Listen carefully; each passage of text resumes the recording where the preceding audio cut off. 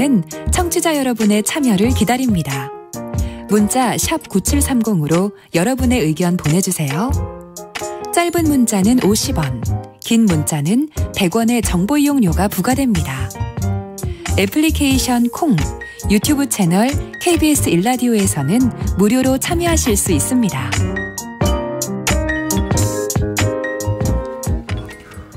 코로나19 확진자 수가 급증하면서 완치 후 후유증이 오랜 기간 지속되는 이른바 롱 코비드 환자가 늘고 있습니다. 이 코로나 감염자 가운데 약 20%는 다시 의료기관을 찾을 정도라고 하는데요. 오늘 인터뷰 시간엔 신상엽 KMI 한국의학연구소 학술위원장 연결해서 지금 국내 코로나 유행 상황과 그 후유증에 대해서 얘기 나눠보도록 하겠습니다. 위원장님 안녕하십니까? 예, 안녕하세요. 네. 먼저 코로나 유행 상황 어떻게 평가하고 계시는지부터 말씀 듣고 싶어요. 글쎄, 지금 리얼월드에서 실제로 이제 발생하고 있는 확진자 수는 사실 2, 3주 전이나 지금이나 거의 하루 100만 명 정도는 발생하고 있다고 보이는데요. 예.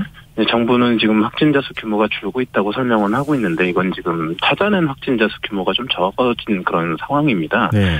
그럼 예를 들면 이런 겁니다. 이제 과거에는 하루에 PCR 검사가 한 500에서 100만 건이 이루어지고 신속 항원 검사가 30만 건 정도 이루어졌었는데요. 네. 이제 2, 3주 전부터 이제 신속 항원 검사를 양성을 이제 확진자로 인정을 하면서 최근에 PCR 검사 건수가 과거의 3분의 1 수준으로 줄고요. 네. 이제 병의원 신속 항원 검사 건수가 2배 이상으로 증가를 했습니다. 네. 그러니까 문제는 이제 PCR 검사의 양성률은 평소 50에서 80%에 달하는데 병의원 신속 항원 검사 양성률은 PCR 검사보다 많이 떨어지거든요. 네. 그러니까 정확도가 높은 PCR 검사가 3분의 1로 줄고 정확도가 낮은 신속 항원 검사가 늘어나면서 지금 찾아내는 확진자 수는 과거보다 훨씬 줄 수밖에는 없고요. 네. 이런 식으로 놓치고 또 밀접 접촉자들이나 유증상자들이 샤이 오미크론 현상이 벌어지면서 검사에 응하지 않는 그런 요소들을 고려를 하면 지금 우리가 찾아낸 확진자의 한 3배 이상은 리얼월드에 맨날 발생을 하고 있다고 보고요. 네. 그래서 지금 하루에 100만 명 정도의 확진자가 2, 3주 전부터 지금 계속 발생하는 상황이고 아마 다음 주 정도 되면 전 국민 절반을 넘어서 이제 3천만 명 가까이 확진자가 발생을 하고 그게 이제 결국 집단 면역에 도움을 받아서 아마 다음 주부터는 완만한 하강세를 보이게 되지 않을까 생각을 하고 있습니다. 그동안에 방역당국이 설명한 거하고 조금 그 차이가 있는 말씀을 해주셔서 좀 네. 한편으로는 좀 당혹스럽기도 한데요. 일단 방역당국에서는 정점을 찍고 좀 내려가고 있는 중이다 이렇게 얘기를 하고 있지 않습니까? 네. 근데 위원장님은 오히려 다음 주까지 더 많은 확진자가 발생해서 또 지금 현재 찾아내는 확진자 수가 적기 때문에 3천만 명 정도까지 감염이 돼야 그래야 지금 감염자 수가 확진자 수가 줄어들 것이다 이렇게 예측하는 거 아니세요? 예, 그렇습니다. 네. 과거에 PCR 검사만으로 검사를 확진하던 순간에 그런 아주 정밀한 검사를 하던 때도 실제 우리가 검출해내는 확진자의 2배가 리얼월드에 있다고 생각을 했는데 네. 지금 그 3배 정도라고 이제 예측을 하고 있고 이제 그런 결국은 이제 집단 면역의 도움을 받아서 이제 완만한 하강세를 아마 다음 주 정도부터는 보이게 될 것 같습니다. 위원장님, 그러면 이거 안 여쭤볼 수가 없는데요. 백신 접종했잖아요. 지금 3차 접종까지 했는데 그러면은 우리 몸에 항체가 형성된 국민들도 꽤 많이 있지 않겠습니까? 백신을 접종해도 백신 접종 효과가 그렇게 높지 않다는 걸 보여주는 거 아닙니까? 3천만 명이 감염이 된다는 거는? 일단 지금 우리가 맞았던 백신이 이제 우한 오리지널 바이러스 균주로 만들어진 백신입니다. 네. 근데 이제 그게 알파, 델타로 갈수록 효과가 현저히 떨어지고 오미크론 변이에 대해서는 예방 효과가 현격하게 떨어집니다. 예. 그러니까 이제 감염을 막을 수는 없고 대부분 다 돌파 감염이 생길 수밖에는 없고요. 3차까지 맞아도 다만 이제 위중증으로 진행하는 부분들을 상당히 막아주기 때문에 네. 이제 그런 부분으로 이제 의료 시스템과 그다음 의료 시스템의 붕괴를 이제 막는 그런 효과로 우리가 지금 사망률이 그런 낮게 유지가 되는 부분들이거든요. 그래서 결국 백신의 효과는 상당히 지금 오미크론 유행에서는 제한적으로밖에 나타나기는 어려운 상황입니다. 그럼 미국에서 지금 50세 이상에 대해서 4차 접종을 승인하지 않았습니까? 네, 예. 다시 한번 백신 접종을 맞는다고 하면 어떻게 될까요? 글쎄 이제 원래는 이제 백신은 유행하는 균주에 맞춤형으로 만들고 적절한 간격을 두고 진행을 해야 됩니다. 네. 그래서 지금 오미크론에 대해서 지금 4차 백신 접종이 우리나라에서도 일부 위중증 진행 목적으로 요양시설하고 면역지하들한테는 하고 있거든요. 예. 이건 말 그대로 위중증 진행 예방 목적이고 지금 그런 기존의 오리지널 우한 바이러스가 균주를 가진 그런 백신을 4차 4차 백신 접종을 하는 거는 사실 효과도 떨어지고 좀 근거도 좀 부족하고 접종 원칙에도 맞지 않습니다. 그래서 향후에 전 국민 대상 접종이 고려가 된다 그러면 네. 오미크론이 정말 오래 간다면 우한 바이러스 지금 그 백신이 아니라 이제 오미크론 맞춤형 백신으로 진행을 고려할 수는 있는데 그럴 가능성은 낮아 보이고요. 네. 아마도 오미크론 유행이 지나가고 새로운 변이가 나타날 때쯤에 그 변이에 맞춤형 백신을 독감과 같이 가을쯤에 이렇게 전 국민이 접종하게 될 가능성은 있다고 생각을 합니다. 기저질환자하고 고령층도 마찬가지입니까? 네, 마찬가지입니다. 그래서 지금은 어쩔 수 없는 위중증 예방 목적으로 이제 요양시설과 면역자자에게 4차 접종하는 것까지는 어느 정도의 근거가 있다고 봅니다. 네, 알겠습니다. 지금 그 정부에서는 그렇게 얘기를 하고 있는 상황이니까요. 전 국민을 대상으로 한 4차 접종은 아직 조금 지금 단계는 아니다 이렇게 말씀을 해주셨네요. 그러면요, 이런 이제 유행 상황을 감안할 때 오늘 정부가 새 거리두기 조정안 발표했는데 영업 시간을 12시로 완화하고 인원 제한을 지금 8명에서 10명까지 늘렸거든요. 이런 완화 조치 어떻게 평가하십니까? 그래서 이제 사회적 거리두기의 실제 효과는 이제 정부가 이제 그런 제시하는 사회적 기준 거리두기의 변화보다는 네. 사실 국민들의 경각심에 의해서 훨씬 더 크게 영향을 받습니다. 네. 과거 신천지 대구 유행 때 자발적으로 대구 시민들의 이동량이 40%를 감소가 했었거든요. 네. 지금 이제 자영업자들의 어려움을 고려해서 사회적 거리두기가 지금 계속 완화가 되고는 있는데 지금 완화된 사회적 거리두기와 상관없이 지금 이동량은 계속 감소하고 있고 카드 소비 액수가 일부 유흥시설을 기대하고는 계속 감소하고 있습니다. 네. 그러니까 실제적으로 이제 자영업자분들에게 큰 도움이 되지를 못하고 있거든요. 네. 근데 그 이유가 뭐냐면 지금 일단 코로나19 격리자들이 너무 많습니다. 이분들은 격리가 돼서 움직일 수가 없고요. 네. 또 안 걸리신 분들은 또 격리된 분들을 돌봐야 하는 과정에 감염 위험 이런 것 때문에 또 스스로 조심하면서 외부 활동을 잘 못하게 되시는 그런 상황입니다. 네.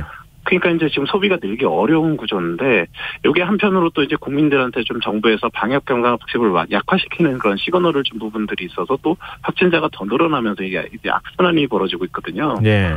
그래서 정부에서 이 사회적 거리두기 조정을 필요에 따라 할 수는 있다고 생각을 하는데 그 사회적 거리두기 조정을 하는 근거로 무슨 의료 시스템이 안정적이다 가능하다 이런 납득하기 어려운 이유를 대면서 좀 국민들의 방역 경각심을 악화되는 메시지를 내는 건 사실 좀 절대적으로 피해야 한다고 생각을 합니다. 네, 알겠습니다.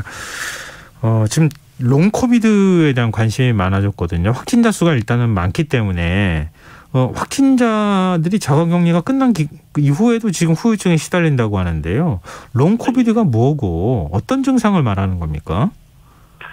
이제 바이러스가 우리가 몸에 들어오면 우리 몸의 세포 안으로 들어와서 증식한 후에 침범했던 세포를 파괴를 합니다. 네.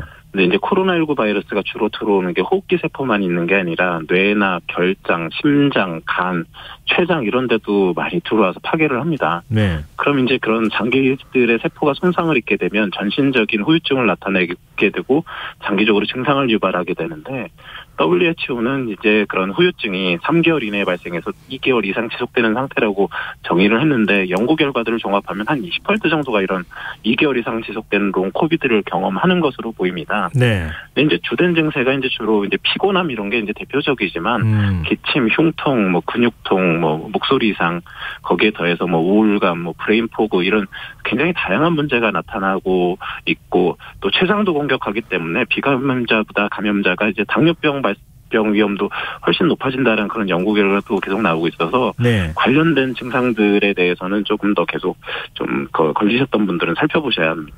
근데 이렇게 후유증을 좀 길게 겪을 때 어떻게 대처하는 게 좋습니까?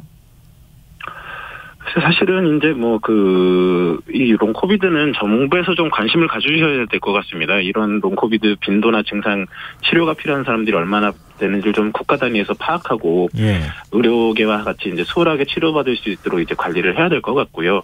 또 코로나19를 앓고 지나가신 분들, 가볍게 앓고 지나가도 롱 코비드 생기는 분들이 있거든요. 네. 그래서 평소에 없던 증상이 생기는지 살피시고 또 기본 국가검진 이런 걸 받으시면 당뇨 조기 발견 이런 것도 되니까 좀 이런 것들을 좀 신경 써주시면 좋을 것 같습니다.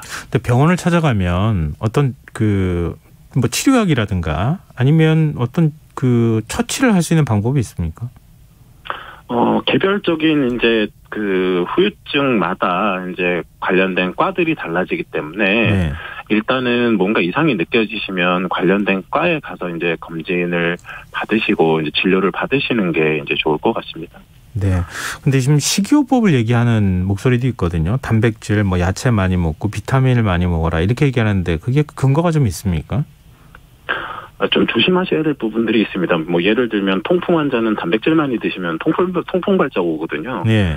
그래서 이제 음식은 약이 아니고요. 이제 뭘 많이 드시면 회복에 좋다 뭐 이런 건 사실 별로 없고요. 네. 도리어 이제 많이 드시면 문제가 생기는 음식이 있을 수는 있기 때문에 평소와 그냥 같이 드시는 게 좋겠고 가능하면 네. 편식하지 않고 골고루 적게 드시는 게 그냥 건강 관리하시는 데는 더 좋을 것 같습니다. 네.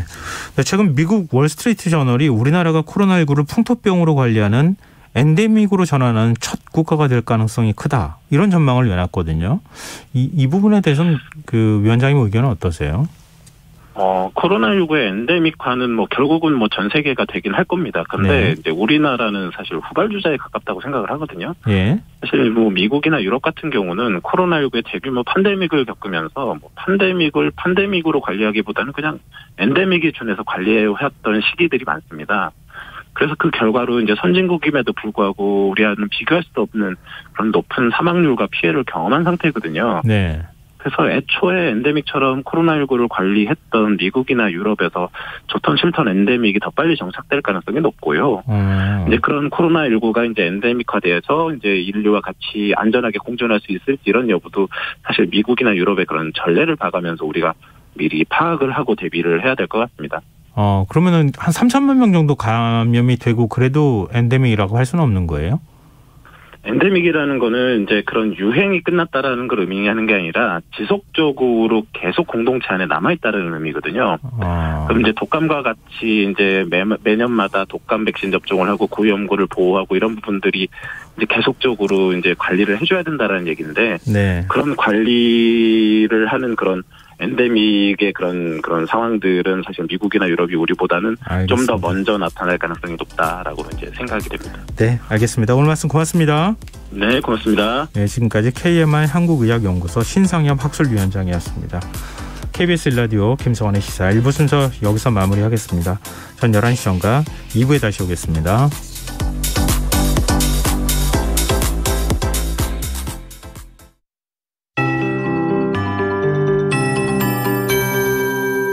KBS 58분 날씨. 내일 전국이 가끔 구름 많겠습니다. 내일과 모레 아침 기온 오늘과 비슷해 쌀쌀하겠고 낮 기온도 오늘과 비슷하겠습니다. 내륙 지역을 중심으로 낮과 밤의 기온차는 15도 이상으로 매우